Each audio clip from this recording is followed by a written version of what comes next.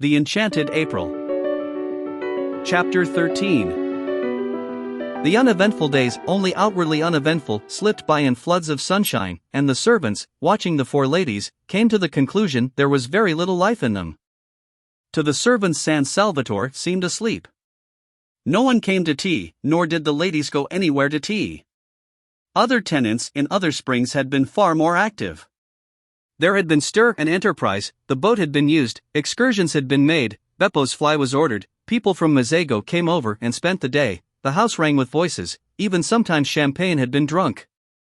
Life was varied, life was interesting. But this? What was this? The servants were not even scolded. They were left completely to themselves. They yawned. Perplexing, too, was the entire absence of gentlemen. How could gentlemen keep away from so much beauty? For, added up, and even after the subtraction of the old one, the three younger ladies produced a formidable total of that which gentlemen usually sought. Also, the evident desire of each lady to spend long hours separated from the other ladies puzzled the servants. The result was a deathly stillness in the house, except at mealtimes. It might have been as empty as it had been all the winter, for any sounds of life there were.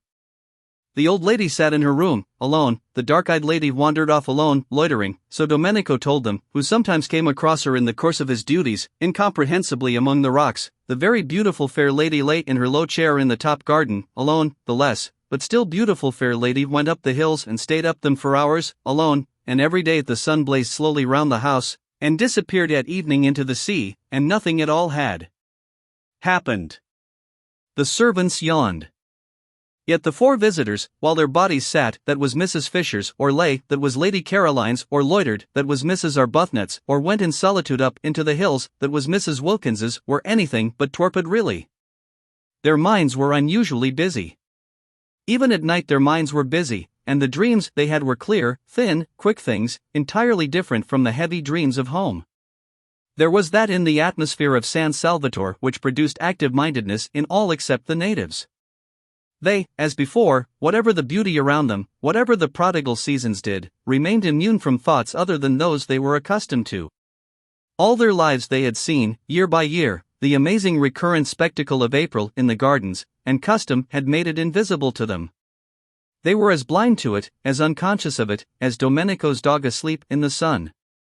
The visitors could not be blind to it, it was too arresting after London in a particularly wet and gloomy March. Suddenly to be transported to that place where the air was so still that it held its breath, where the light was so golden that the most ordinary things were transfigured, to be transported into that delicate warmth, that caressing fragrance, and to have the old grey castle as the setting, and, in the distance, the serene clear hills of Perugini's backgrounds, was an astonishing contrast. Even Lady Caroline, used all her life to beauty, who had been everywhere and seen everything, felt the surprise of it. It was, that year, a particularly wonderful spring, and of all the months at San Salvatore April, if the weather was fine, was best. May scorched and withered, March was restless, and could be hard and cold in its brightness, but April came along softly like a blessing, and if it were a fine April it was so beautiful that it was impossible not to feel different, not to feel stirred and touched. Mrs. Wilkins, we have seen, responded to it instantly. She, so to speak, at once flung off all her garments and dived straight into glory, unhesitatingly, with a cry of rapture. Mrs. Arbuthnot was stirred and touched, but differently. She had odd sensations, presently to be described. Mrs. Fisher, being old, was of a closer, more impermeable texture, and offered more resistance, but she too had odd sensations, also in their place to be described. Lady Caroline, already amply acquainted with beautiful houses and climates, to whom they could not come quite with the same surprise, yet was very nearly as quick to react as Mrs. Wilkins.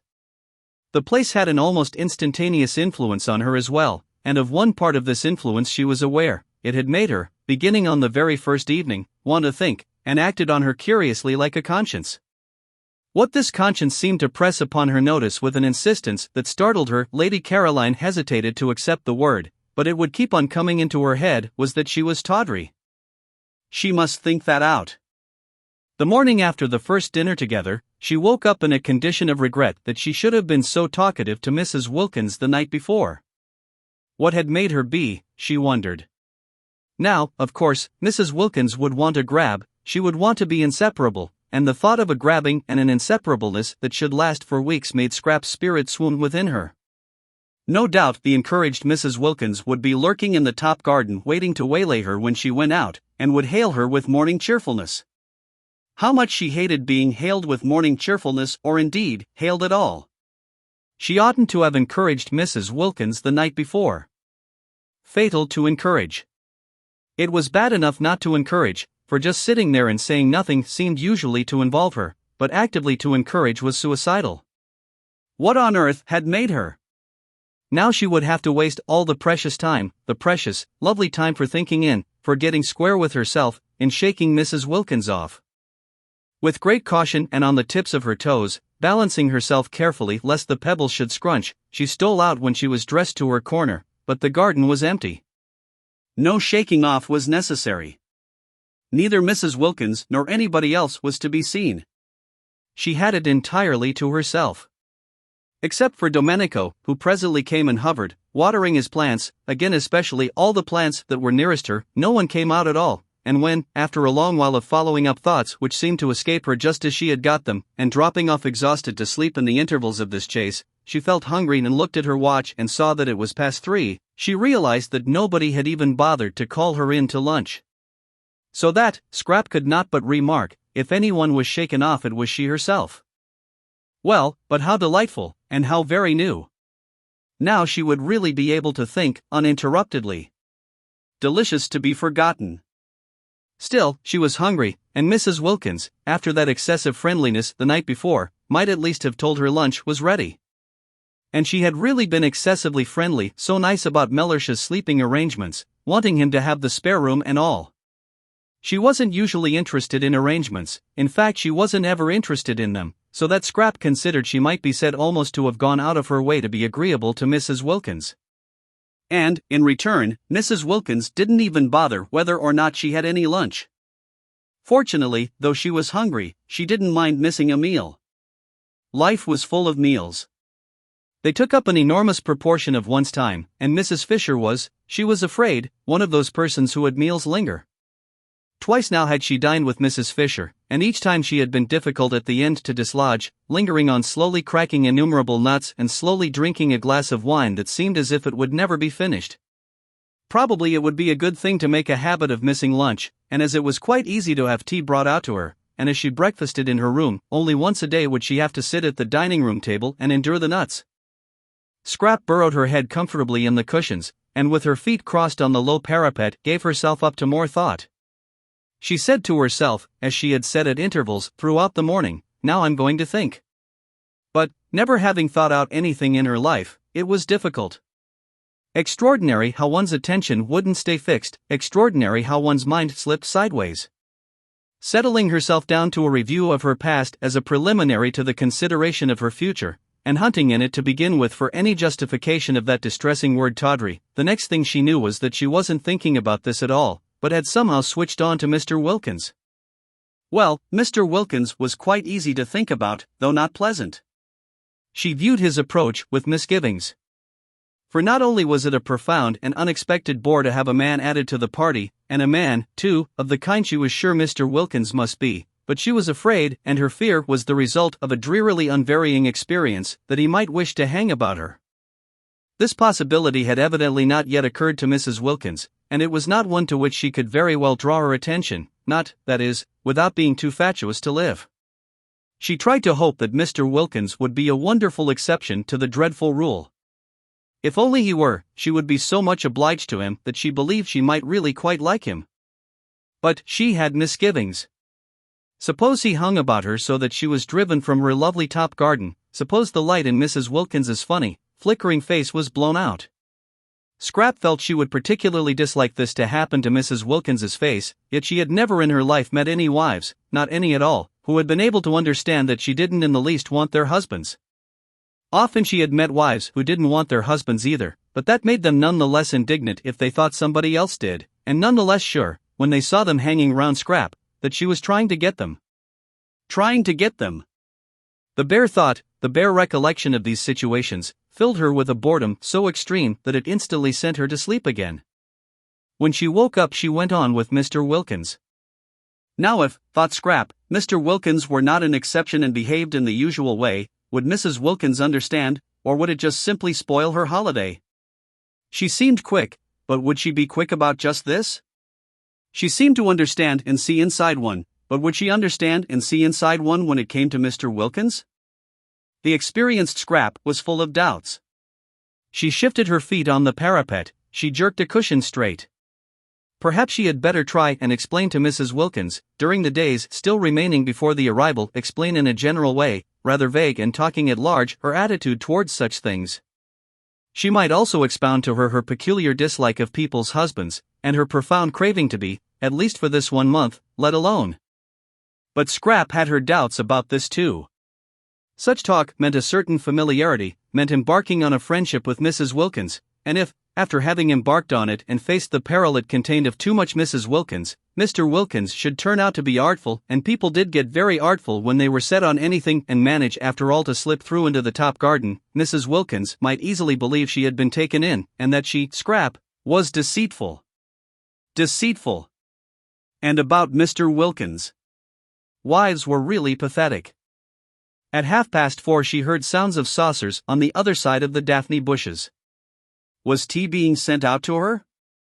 No, the sounds came no closer, they stopped near the house. Tea was to be in the garden, in her garden. Scrap considered she might at least have been asked if she minded being disturbed. They all knew she sat there. Perhaps someone would bring hers to her in her corner. No, nobody brought anything. Well, she was too hungry not to go and have it with the others today, but she would give Francesca strict orders for the future. She got up and walked with that slow grace which was another of her outrageous number of attractions towards the sounds of tea. She was conscious not only of being very hungry but of wanting to talk to Mrs. Wilkins again. Mrs. Wilkins had not grabbed, she had left her quite free all day in spite of the rapprochement the night before. Of course she was an original, and put on a silk jumper for dinner, but she hadn't grabbed. This was a great thing. Scrap went towards the tea table, quite looking forward to Mrs. Wilkins, and when she came in sight of it she saw only Mrs. Fisher and Mrs. Arbuthnot. Mrs. Fisher was pouring out the tea, and Mrs. Arbuthnot was offering Mrs. Fisher macaroons. Every time Mrs. Fisher offered Mrs. Arbuthnot anything, her cup, or milk, or sugar, Mrs. Arbuthnot offered her macaroons, pressed them on her with an odd assiduousness, almost with obstinacy. Was it a game? Scrap wondered, sitting down and seizing a macaroon. Where is Mrs. Wilkins? Asked Scrap. They did not know. At least, Mrs. Arbuthnot, on Scrap's inquiry, did not know. Mrs. Fisher's face, at the name, became elaborately uninterested. It appeared that Mrs. Wilkins had not been seen since breakfast. Mrs. Arbuthnot thought she had probably gone for a picnic. Scrap missed her. She ate the enormous macaroons, the best and biggest she had ever come across, in silence. Tea without Mrs. Wilkins was dull, and Mrs. Arbuthnot had that fatal flavor of motherliness about her, of wanting to pet one, to make one very comfortable, coaxing one to eat, coaxing her, who was already so frankly, so even excessively, eating, that seemed to have dogged Scrap's steps through life. Couldn't people leave one alone? She was perfectly able to eat what she wanted unincited. She tried to quench Mrs. Arbuthnot's zeal by being short with her. Useless. The shortness was not apparent. It remained, as all Scrap's evil feelings remained, covered up by the impenetrable veil of her loveliness. Mrs. Fisher sat monumentally, and took no notice of either of them. She had had a curious day, and was a little worried. She had been quite alone, for none of the three had come to lunch, and none of them had taken the trouble to let her know they were not coming, and Mrs. Arbuthnot, drifting casually into tea, had behaved oddly till Lady Caroline joined them and distracted her attention. Mrs. Fisher was prepared not to dislike Mrs. Arbuthnot, whose parted hair and mild expression seemed very decent and womanly, but she certainly had habits that were difficult to like. Her habit of instantly echoing any offer made her of food and drink, of throwing the offer back on one, as it were, was not somehow what one expected of her. "Will you have some more tea?" was surely a question to which the answer was simply yes or no, but Mrs. Arbuthnot persisted in the trick she had exhibited the day before at breakfast, of adding to her yes or no the words, "Will you?" She had done it again that morning at breakfast, and here she was doing it at tea, the two meals at which Mrs. Fisher presided and poured out. Why did she do it? Mrs. Fisher failed to understand. But this was not what was worrying her, this was merely by the way. What was worrying her was that she had been quite unable that day to settle to anything, and had done nothing but wander restlessly from her sitting room to her battlements and back again. It had been a wasted day, and how much she disliked waste. She had tried to read, and she had tried to write to Kate Lumley, but no, a few words read, a few lines written, and up she got again and went out onto the battlements and stared at the sea. It did not matter that the letter to Kate Lumley should not be written. There was time enough for that. Let the others suppose her coming was definitely fixed. All the better. So would Mr. Wilkins be kept out of the spare room and put where he belonged. Kate would keep. She could be held in reserve. Kate in reserve was just as potent as Kate in actuality, and there were points about Kate in reserve which might be missing from Kate in actuality. For instance, if Mrs. Fisher were going to be restless, she would rather Kate were not there to see. There was a want of dignity about restlessness, about trotting backwards and forwards. But it did matter that she could not read a sentence of any of her great dead friends' writings, no, not even of Browning's, who had been so much in Italy, nor of Ruskin's, whose Stones of Venice she had brought with her to reread so nearly on the very spot, nor even a sentence of a really interesting book like the one she had found in her sitting room about the home life of the German emperor, poor man, written in the 90s, when he had not yet begun to be more sinned against than sinning. Which was, she was firmly convinced, what was the matter with him now, and full of exciting things about his birth and his right arm and accoutreurs, without having to put it down and go and stare at the sea. Reading was very important, the proper exercise and development of one's mind was a paramount duty. How could one read if one were constantly trotting in and out? Curious, this restlessness. Was she going to be ill? No, she felt well, indeed, unusually well, and she went in and out quite quickly, trotted, in fact, and without her stick. Very odd that she shouldn't be able to sit still, she thought, frowning across the tops of some purple hyacinths at the Gulf of Spezia glittering beyond a headland. Very odd that she, who walked so slowly, with such dependence on her stick, should suddenly trot. It would be interesting to talk to someone about it, she felt. Not to Kate, to a stranger.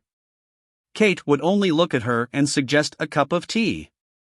Kate always suggested cups of tea. Besides, Kate had a flat face. That Mrs. Wilkins, now annoying as she was, loose-tongued as she was, impertinent, objectionable, would probably understand, and perhaps know what was making her be like this. But she could say nothing to Mrs. Wilkins. She was the last person to whom one would admit sensations. Dignity alone forbade it. Confide in Mrs. Wilkins? Never. And Mrs. Arbuthnot, while she wistfully mothered the obstructive scrap at tea, felt too that she had had a curious day. Like Mrs. Fisher's, it had been active, but, unlike Mrs. Fisher's, only active in mind. Her body had been quite still, her mind had not been still at all, it had been excessively active. For years she had taken care to have no time to think. Her scheduled life in the parish had prevented memories and desires from intruding on her. That day they had crowded. She went back to tea feeling dejected, and that she should feel dejected in such a place with everything about her to make her rejoice, only dejected her the more. But how could she rejoice alone? How could anybody rejoice and enjoy and appreciate, really appreciate, alone? Except Lottie. Lottie seemed able to. She had gone off down the hill directly after breakfast, alone yet obviously rejoicing, for she had not suggested that Rose should go too, and she was singing as she went. Rose had spent the day by herself, sitting with her hands clasping her knees, staring straight in front of her. What she was staring at were the grey swords of the agaves, and, on their tall stalks, the pale irises that grew in the remote place she had found, while beyond them, between the grey leaves and the blue flowers, she saw the sea. The place she had found was a hidden corner where the sun-baked stones were padded with time, and nobody was likely to come. It was out of sight and sound of the house, it was off any path, it was near the end of the promontory.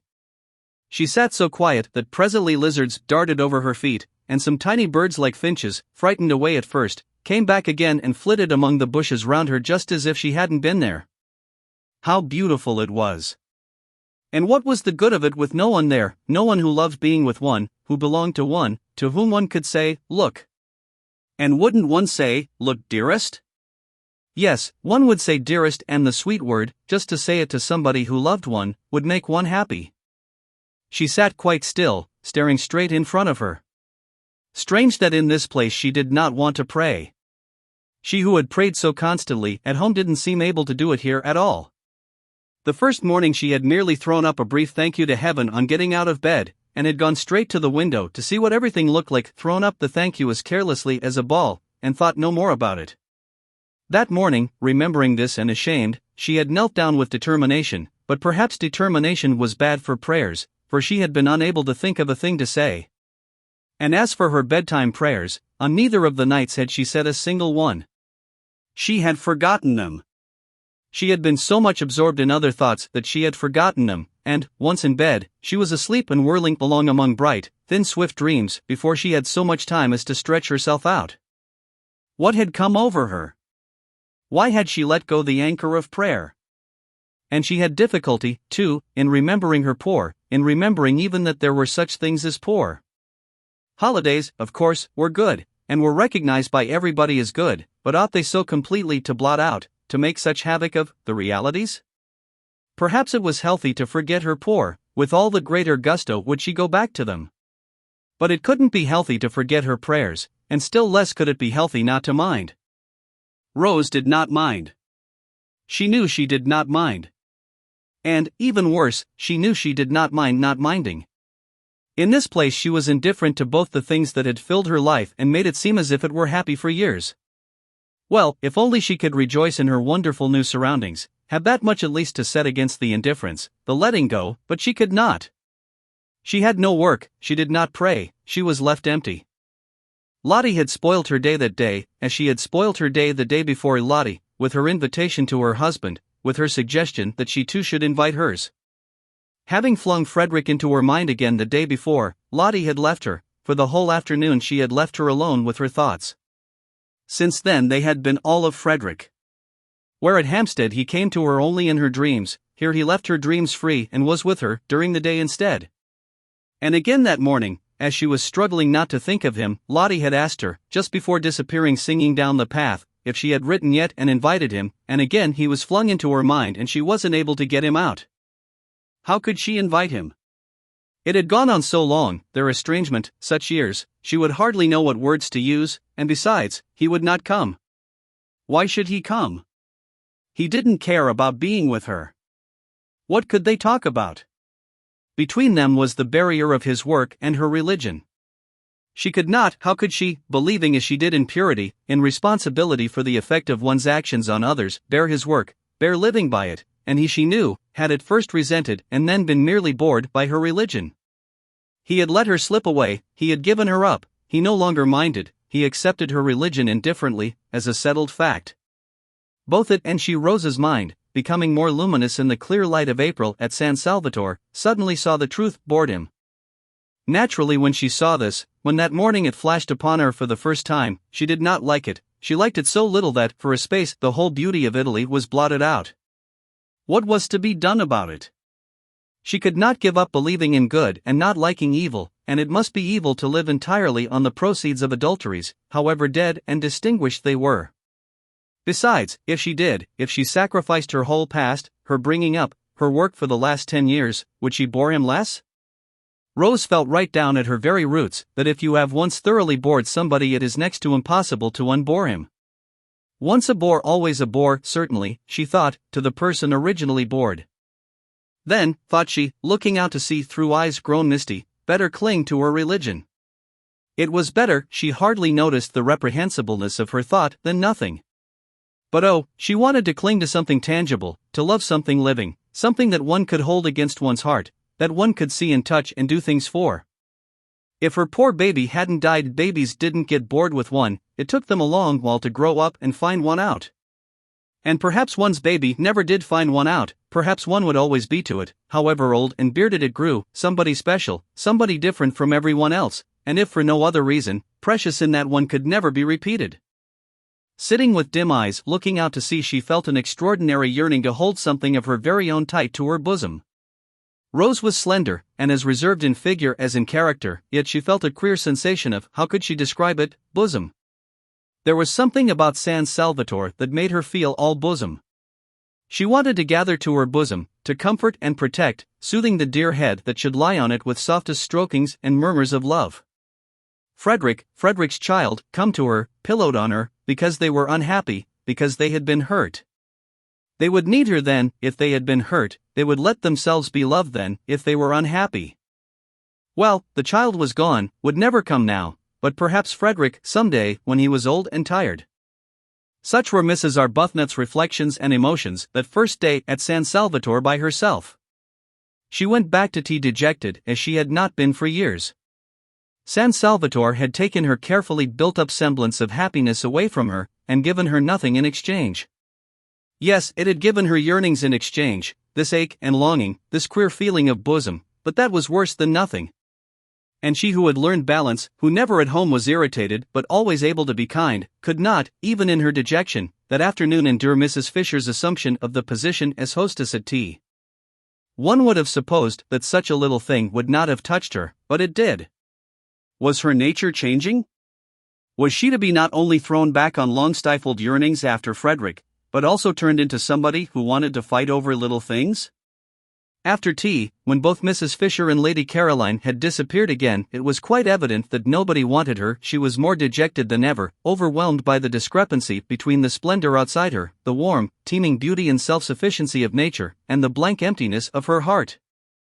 Then came Lottie, back to dinner, incredibly more freckled, exuding the sunshine she had been collecting all day, talking, laughing, being tactless, being unwise, being without reticence, and Lady Caroline, so quiet at tea, woke up to animation, and Mrs. Fisher was not so noticeable, and Rose was beginning to revive a little, for Lottie's spirits were contagious as she described the delights of her day, a day which might easily to anyone else have had nothing in it but a very long and very hot walk and sandwiches, when she suddenly said, catching Rose's eye, "Letter gone?" Rose flushed. This tactlessness. "What letter?" asked Scrap, interested. Both her elbows were on the table and her chin was supported in her hands, for the nut stage had been reached, and there was nothing for it but to wait in as comfortable a position as possible till Mrs. Fisher had finished cracking. "Asking her husband here," said Lottie. Mrs. Fisher looked up. Another husband? Was there to be no end to them? Nor was this one, then, a widow either, but her husband was no doubt a decent, respectable man, following a decent, respectable calling. She had little hope of Mr. Wilkins, so little, that she had refrained from inquiring what he did. "Has it?" persisted Lottie, as Rose said nothing. "No," said Rose. "Oh, well, tomorrow then," said Lottie. Rose wanted to say no again to this. Lottie would have in her place, and would, besides, have expounded all her reasons.